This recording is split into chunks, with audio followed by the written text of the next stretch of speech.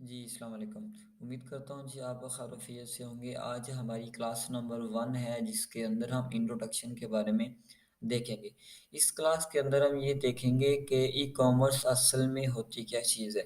लेकिन वो बात करने से पहले मैं थोड़ा-सा आपको अपना इंट्रोडक्शन देना चाहूँगा। मेरा नाम मलिक अहमद है और मैं इस इंस्टीट्यूट का सीईओ एंड फाउंडर हूँ। जो मैं इसको ऑपरेट कर रहा हूँ, इसकी सारी रिस्पॉन्सिबिलिटी और इसकी सारी जो मॉनिटरिंग है वो मेरे अंडर में है। तो नेक्स्ट बढ़ते हैं हम ये सबसे पहले ये चीज़ देखते हैं कि what is the actual meaning of e-commerce कि ई-कॉमर्स है क्या चीज़ और ई-कॉमर्स के अंदर जो मॉडल्स हैं वो कौन-कौन से होते हैं, उनके नेम्स क्या है, ये जानना आपके लिए बहुत ज़्यादा ज़रूरी है। तो सबसे पहले अगर आप देखेंगे राइट हैंड साइड के ऊपर यहाँ पे अगर तो आप यहाँ पे नज़र आ रहा होगा B to C. B to C का मतलब होता है बिजनेस टू कंज्यूमर। इसके नीचे आप आ जाएंगे तो आपको एक दूसरी टर्म यूज़ होगी बी टू जी, यानी कि business to government. B to G का मतलब ये होता है बिजनेस टू गवर्नमेंट। सबसे नीचे थर्ड पे आप देखेंगे बी टू सी, इसका मतलब ये है बिजनेस टू कंज्यूमर। इसी तरीके से आप लेफ्ट हैंड साइड पे देखेंगे बी टू बी का मतलब होता है बिजनेस टू बिजनेस। इसके नीचे आप देखेंगे सी टू सी, यानी कि कस्टमर टू कस्टमर या कंज्यूमर टू कंज्यूमर। नीचे आप आ जाएँगे लास्ट पे लेफ्ट हैंड साइड पे आप देखेंगे सी टू बी, यानी कि कस्टमर टू बी। यहाँ पे कस्टमर से मुराद वो है जो चीज़ को खरीदता है और बिज़नेस से मुराद वो है जो चीज़ को बेचता है। तो आप इस तरीके से अच्छे तरीके से जज कर पाएँगे कि ये बी टू सी और बी टू जी क्या होता है। ये कोई इतना ज़्यादा इम्पोर्टेंट नहीं है, लेकिन आपके नॉलेज के लिए इम्पोर्टेंट होना बहुत ज़रूरी है।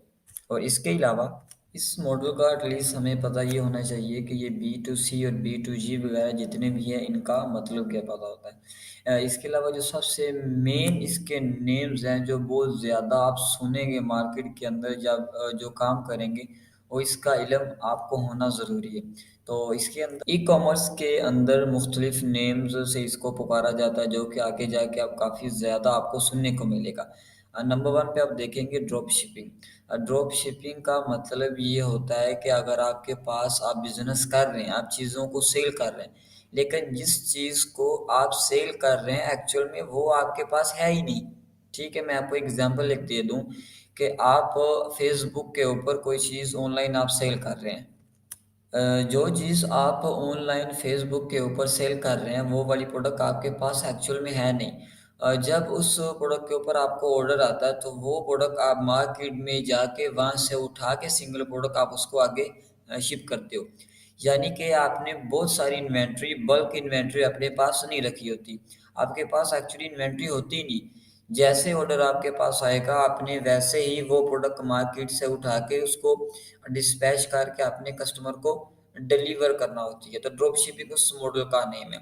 तो इसके अंदर प्रॉफिट भी ज़्यादा और इसके अंदर डिफ़िकल्टीज़ भी ज़्यादा और इसके अंदर रिस्क भी सबसे ज़्यादा है। तो दूसरी के अंदर आप देखेंगे सब्सक्रिप्शंस सर्विस होती है। मैं आपको एक एग्जांपल दे दूँ कि अगर आप नेटफ्लिक्स के ऊपर मूवीज़ देखने के शौकीन हैं या कोई सीरीज़ देखने के शौकीन हैं, तो उसके अंदर आप एक सब्सक्रिप्शंस प्लान को बाय करते हैं, तो वो भी एक बिज़नेस ही कहलाता है, ठीक है? इस नंबर पे तीसरे नंबर पे आप देखेंगे जो सबसे ज़्यादा इम्पोर्टेंट है, जो सबसे ज़्यादा ज़रूरी है आपके लिए, वो सबसे ज़्यादा जिसका नाम आप सुनेंगे वो है होलसेल। होलसेल का मतलब ये होता है कि आप जो भी चीज़ सेल कर रहे हो अपनी साइट के ऊपर, वो आप किसी ब्रांड की सेल कर रहे हो। मिसाल के तौर पे मैं आपको एग्ज़ाम्पल दे दूँ कि आप एडिडास एडिडास बहुत बड़ा एक ब्रांड है, ठीक है? तो एडिडास की प्रोडक्ट आप सेल कर रहे हो अपनी साइट के ऊपर, तो उसके लिए आपको एक ऑथराइज़्ड लेटर रिक्वायर्ड होगा एडिडास से और वो आप प्रोडक्ट सेल कर सकते हो अपनी साइट के ऊपर। तो उसके अंदर आपको कोई रैंकिंग का भी ज़्यादा फ़ोकस नहीं करना होता, सेल्स से ज़्यादा फ़ोकस नहीं करना होता क्योंकि आप ऑलरेडी एक ब्रांड सेल कर रहे हो। तो किसी का ब्रांड सेल करने को हम होलसेलिंग कहते हैं। नंबर 4 पे आप देखेंगे प्राइवेट लेबल। प्राइवेट लेबल आपको इसके नाम से ही पता चल रहा है कि प्राइवेट लेबल यानी कि ऐसा ब्रांड जो आपके अपने नाम से है। मिसाल के तौर पे आपका नाम अली है, तो आप अमेज़न के ऊपर या दराज़ के ऊपर जौन-सा भी ब्रांड सेल कर रहे हो वो आप ही के नेम का है, यानी कि जितनी भी लीगल डॉक्यूमेंटेशन है वो आप ही के नेम के ऊपर है, और आपकी प्रोडक्ट के ऊपर जो मैन्युफैक्चरिंग लोगो लगा हुआ वो भी आपके नाम का है, और आपने पैकेजिंग जो बनवाई है जिस बॉक्स में आप प्रोडक्ट डाल के डिलीवर करते हैं तो उसके ऊपर भी अली लिखा हुआ। तो जो आपके अपने नेम से चीज़ सेल हो उसको हम प्राइवेट लेबल कहते हैं। अमेज़न के ऊपर या किसी दूसरे मॉडल्स के अंदर ये भी एक मुश्किल होता है, इसके तो काफ़ी सारी डिफ़िकल्टीज़ होती है। ज़ाहिर बात है कि अगर इसके इसके अंदर डिफ़िकल्टीज़ ज़्यादा है या इसके अंदर इन्वेस्टमेंट ज़्यादा रिक्वायर्ड होती है, तो ज़ाहिर बात है कि इसके अंदर प्रॉफ़िट भी अच्छा खासा होता है। जैसा कि नंबर 3 पॉइंट के ऊपर होलसेल एक सेफ़ और ईज़ी मॉडल है, तो इसका मतलब ये है कि इसके अंदर जो है ना वो इन्वेस्टमेंट भी कम चाहिए और इसके अंदर प्रॉफ़िट भी कम है। नंबर 5 पे आप देखेंगे व्हाइट लेबल। व्हाइट लेबल उस चीज़ को कहते हैं कोई बंदा जो ई-कॉमर्स प्लेटफ़ॉर्म को छोड़ के सेल करे। लाइक वो एक प्रोडक्ट है, अब माउस की हम मिसाल ले लें कि अगर वो इलेक्ट्रॉनिक्स जो डेल का माउस होता है वो उसको फेसबुक के ऊपर ऐड के थ्रू सेल कर रहा है या उसको वो अपनी वेबसाइट के ऊपर सेल कर रहा है, तो उसको हम वाइट लेबल कहते हैं, यानी कि लोकली मार्केट के जरिए जो उसको सेल कर रहा है लेकिन वो कर ऑनलाइन है, ठीक है, थर्ड पार्टी की डिस्ट्रीब्यूटर के जरिए कर रहा है, तो वो उसको हम वाइट लेबल कहते हैं। और नंबर 6 के अंदर आ जाता है इंटरनेट मार्केटिंग। इंटरनेट मार्केटिंग आपको ऑब्वियसली इसके चीज़ का पता है कि इसके वर्ल्ड के अंदर ही इंटरनेट मौजूद है, यानी कि इंटरनेट के थ्रू आप जौन सी भी चीज़ सेल करते हो या उसकी मार्केटिंग करते हो तो वो इंटरनेट मार्केटिंग कहलाई जाती है। नंबर 6, नंबर 7, नंबर 8 ये ज़्यादा इंपॉर्टेंट नहीं है लेकिन आपके नॉलेज के लिए होना ज़रूरी है। 7वें नंबर पे आप देखेंगे ट्रांज़ैक्शनल, ठीक है? यानी कि एक ऐसी चीज़ जैसे कस्टमर के साथ आप जो रिलेशंस करते हैं या जो चीज़ सेल करते हैं, यानी कि आप डिजिटल प्रोडक्ट भी हो सकती है जो उसकी ट्रांज़ैक्शनल होती है, या आप ऑनलाइन कोई चीज़ सेल परचेज़ करते हैं तो उस बिज़नेस मॉडल को भी हम ट्रांज़ैक्शनल कहते हैं। नंबर 8 के अंदर डाइवर्सिटी मार्केटिंग। डाइवर्सिटी मार्केटिंग का मतलब ये होता है कि आप मुख्तलिफ जो मार्केटिंग स्ट्रैटेजीज़ बनाते हैं, ठीक है? ये उससे रिलेटेड होता है लेकिन आपके लिए ये ज़्यादा इम्पोर्टेंट नहीं है। आपके लिए ज़्यादा इम्पोर्टेंट है नंबर 1, नंबर 3, नंबर 4, नंबर 5। ये चीज़ें आपके लिए इम्पोर्टेंट है जो मैंने इसके बारे में आपको गाइड कर दी है। अब बढ़ते हैं नेक्स्ट पॉइंट की तरफ। आपको इस चीज़ का पता है कि what is the actual meaning of freelancing, कि फ्रीलांसिंग असल में है क्या चीज़? ये बात समझाने से पहले मैं आपको एक ये चीज़ या कुछ स्टैट्स जो है वो आपको दिखाना चाहूँगा। ये स्टैट्स मेरे अपने नहीं है, ये गूगल के और एनालिटिक्स रिपोर्ट है पाकिस्तान की इकोनॉमी की।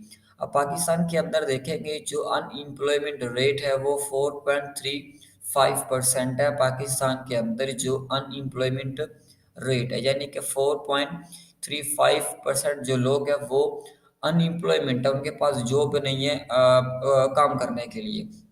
तो दूसरी चीज़ भी आप देखेंगे कि जो स्टार्टअप सक्सेस रेट है पाकिस्तान के अंदर, यानी कि अगर आप कोई भी बिज़नेस उसका स्टार्टअप लेते हैं, फिज़िकली बिज़नेस लेते हैं, ऑनलाइन बिज़नेस लेते हैं, जो भी आप बिज़नेस लेते हैं तो स्टार्टअप सक्सेस रेट है वो है 10%, यानी कि आपके कामयाब होने के जो चांसेस है वो है 10%।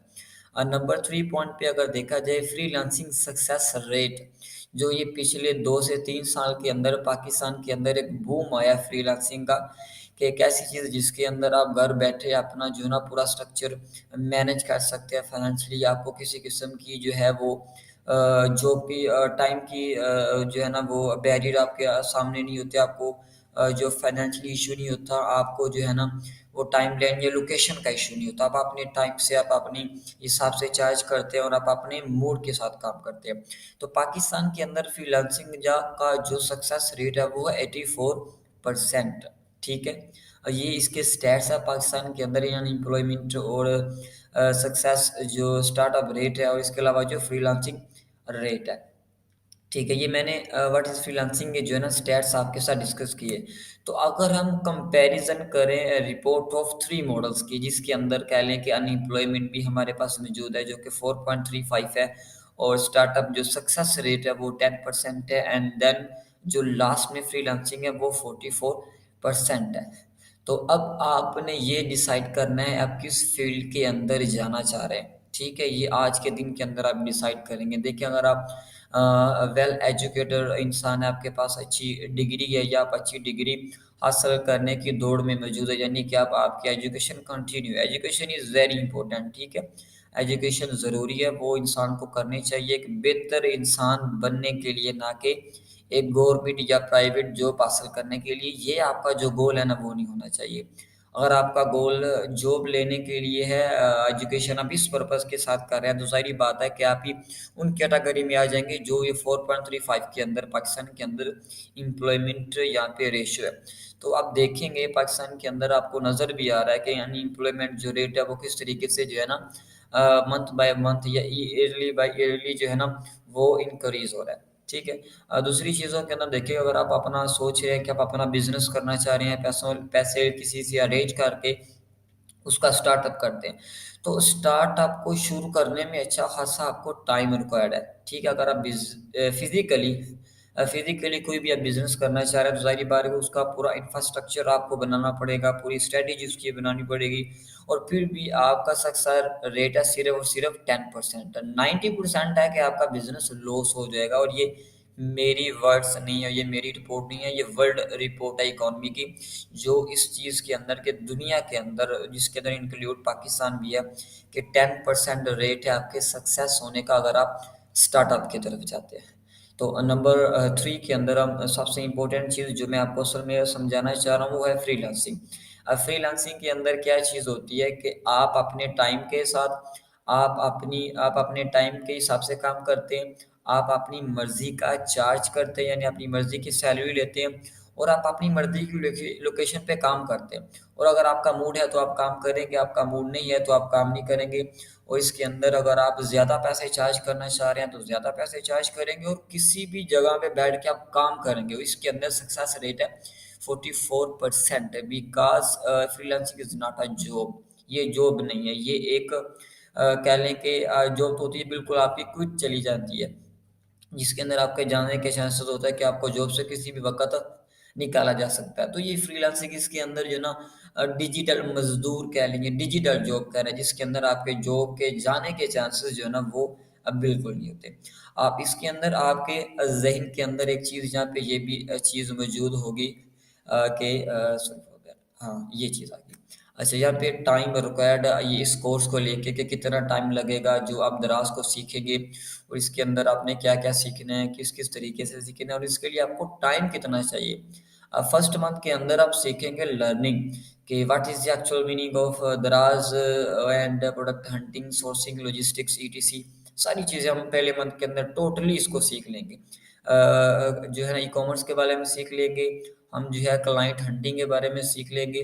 टोटली लर्निंग जो प्रोसीजर होगा वो हमारा 1 मंथ का होगा जो हमने पहले मंथ के अंदर उसको लर्न कर लेना है। इसके अलावा दूसरे मंथ के अंदर हम जो है ना क्लाइंट हंटिंग सीखेंगे। यानी क्लाइंट हंटिंग तो हमने पहले मंथ में सीख ली, लेकिन दूसरे महीने के अंदर हम क्लाइंट हंटिंग की प्रैक्टिस करेंगे कि हमने जो सीखा उसको हमने इसको इम्प्लीमेंट किस तरीके से करना है, हमने उसको प्रैक्टिकली लाइफ के अंदर किस तरीके से आना है, तो वो हम दूसरे महीने के अंदर सीखेंगे। तीसरे महीने के अंदर हमारी जो अर्निंग है वो इंशाल्लाह ताला जो है ना वो स्टार्ट हो जाएगी। अब अर्निंग का मॉडल इस तरीके से होगा कि देखिए इसमें किसी किस्म की आपको जो है ना किसी किस्म की गारंटी नहीं है कि आप इसके अंदर वो 2 लाख कमा सकते हो, 5 लाख कमा सकते हो, 20,000 कमा सकते हो या 20 लाख कमा सकते हो। इस चीज़ की गारंटी नहीं है। उसकी वजह ये है कि ऑनलाइन बिज़नेस है। हाँ, लेकिन इसका मतलब ये भी नहीं है कि इसके अंदर पोटेंशियल नहीं है। क्योंकि अगर आप एजुकेशन लाइफ़ के अंदर हैं, जिस कॉलेज से या जिस यूनिवर्सिटी से आप तालीम हासिल कर रहे हैं, आप उनको अपना टाइम भी देते हैं, आप उनको अपनी अमाउंट भी देते हैं, लेकिन इसके बावजूद भी वो आपसे इस चीज़ की गारंटी नहीं लेते कि जो है ना वो आपको इसके ऊपर आपकी अर्निंग स्टार्ट हो जाएगी या आपका जो फाइनेंशियल फ्रीडम है वो ठीक हो जाएगा। तो इसके अंदर भी हम आपको गारंटी नहीं देंगे कि आपकी इनकम जो है ना वो काफ़ी लाखों में होगी। ये डिपेंड करेगी आपके अपने ऊपर कि आप डेडिकेशन के साथ काम करते हैं, आप पूरा-पूरा टाइम इंस्टीट्यूट को देते हैं, हमारे टच में रहते हैं। अगर आप इंस्टीट्यूट में नहीं आ रहे या आपके अंदर डेडिकेशंस नहीं है या आप काम को लेके सीरियस नहीं है, तो ज़ाहिर-सी बात है कि आपको फिर काम मिलना भी नहीं, ठीक है? ये उनके लिए होगा जिनके अंदर डेडिकेशंस होगी, जो जिनके अंदर बर्निंग डिज़ायर होगी या काम को लेके वो बड़ा सीरियसपन दिखाएँगे, तो उनकी अर्निंग स्टार्ट होगी जैसा कि मेरे बैच नंबर 1 की और अल्हम्दुलिल्लाह बैच नंबर 2 भी इसके अंदर जो है ना वो कंटिन्यू है। तो ये चीज़ें आपके लिए प्रूफ़ के तौर पे है जो हमारे पास पहले बच्चे सीख रहे हैं वो कितना कमा रहे हैं, ठीक है? तो वो उसके अंदर अच्छी खासी वो अल्हम्दुलिल्लाह जो है ना वो इसके ऊपर अर्निंग कर रहे हैं। अच्छा चला जी। दूसरे पॉइंट की तरफ जाते हैं कि जो पहला महीना आपका रहेगा ना, वो रहेगा नॉर्मल क्योंकि उसके अंदर आपने जो नॉलेज गेन करना है उसके पहले मंथ के अंदर आपका ब्रेन की जो यानी कि आपके ब्रेन के अंदर बहुत सारे क्वेश्चंस होंगे, ये क्या है, किस तरीके से करना है, कैसे अर्निंग स्टार्ट होगी, कहाँ पे लेके हमें ये जाएँगे, क्या तरीक़ेकार होगा, वो सारे आपके ज़हन के अंदर पहले मंथ में चल रहा होगा जो कि नॉर्मल होगा।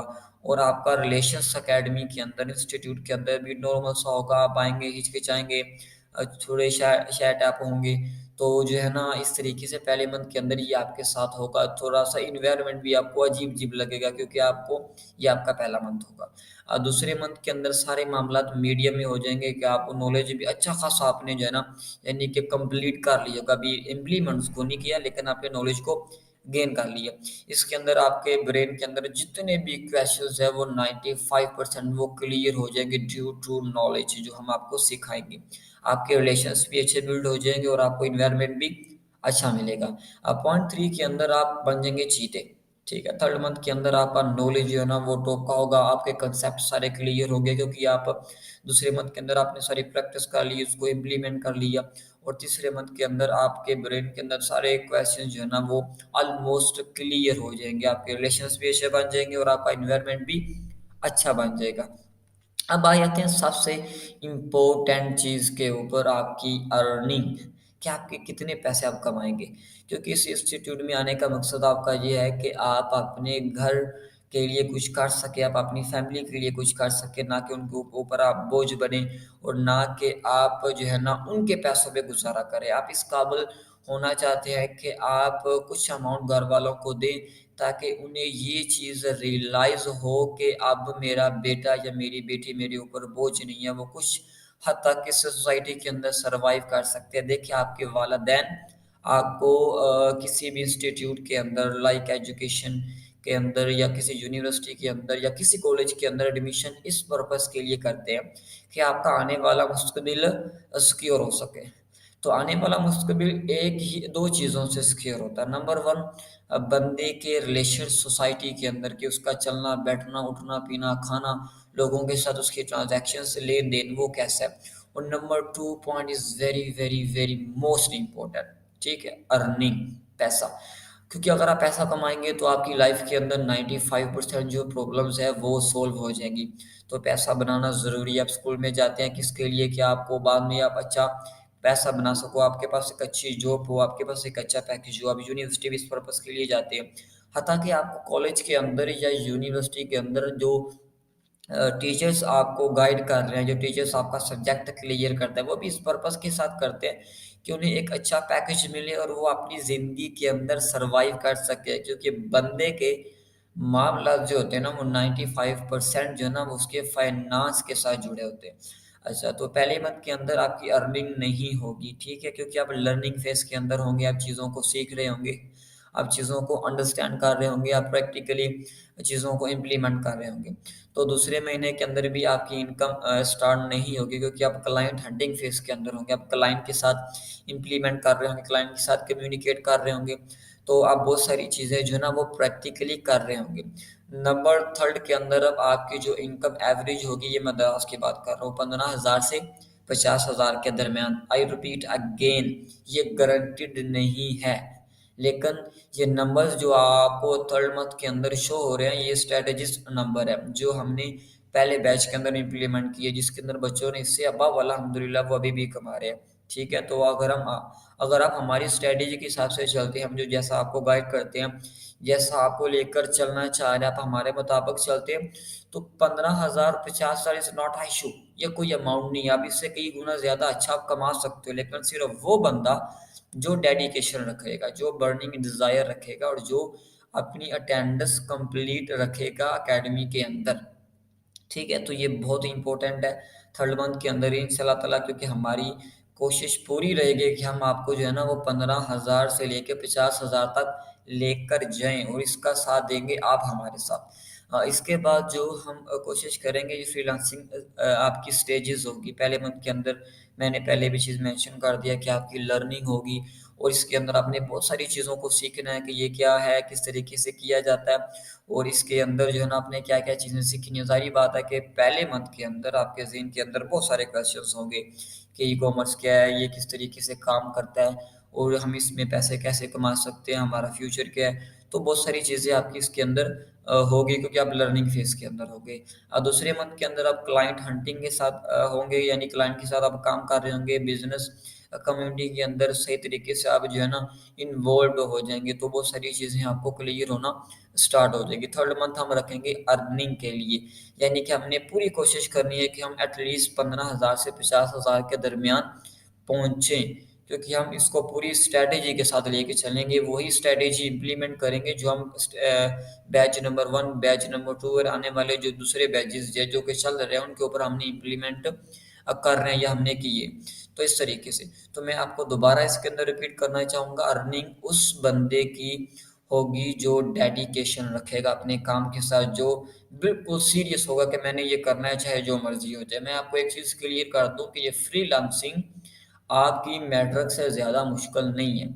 जिस तरीके से आपने मैट्रिक के एग्ज़ाम्स क्लियर किए, ये उससे कई गुना ज़्यादा जो है ना वो ईज़ी टू वे है, बिल्कुल स्मूथ तरीके से। आपने मेट्रो करने के बाद कोई आपका इनकम ऑफ सोर्स स्टार्ट नहीं हुआ, अगर हुआ तो बिल्कुल सम अमाउंट के अंदर, कुछ अमाउंट के अंदर कि वो आपकी पॉकेट मनी चल सके। लेकिन आप ऐसे इंस्टीट्यूट के साथ अभी अटैच है जिसको आप 3 माह देंगे और 3 माह के अंदर इंशाल्लाह ताला आपके जो मामलात है ना वो सब के सब इंशाल्लाह क्लियर हो जाएँगे।